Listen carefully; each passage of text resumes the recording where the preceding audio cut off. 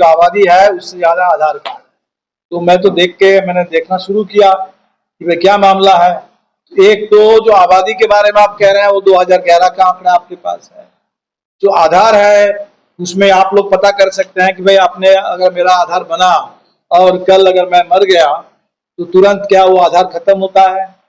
तो आधार की संख्या जब आप देखेंगे उसमें तो मरे हुए लोग भी होंगे शायद, न्यू बर्थ, उसमें नए बच्चे भी हैं जो पूरे बिल्कुल बच्चे हैं।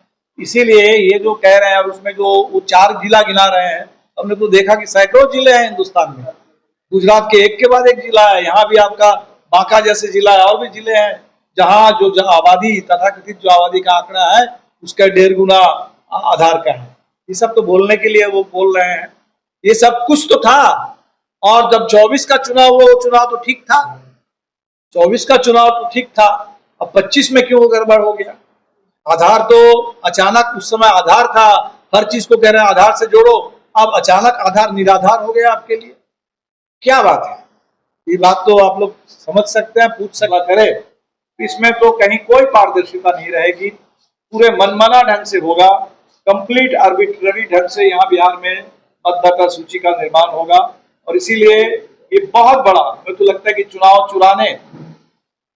चुराने की पूरी कोशिश शुरू हुई है, मतदाता सूची के साथ खिलवाड़, वोटबंदी।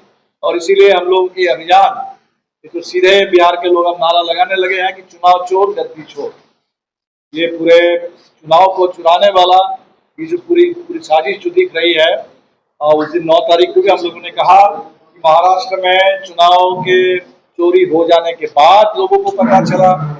बिहार में अच्छी बात है कि शुरू से ही लोगों को पता चल रहा है, तो अब तो आपके माध्यम से गांव-गांव में मतदाताओं से अपील करेंगे कि आपके मताधिकार की अपनी रक्षा कीजिए और चुनाव चुरा लेने की जो पूरी साजिश हो रही है, इस साजिश को नाकाम कीजिए।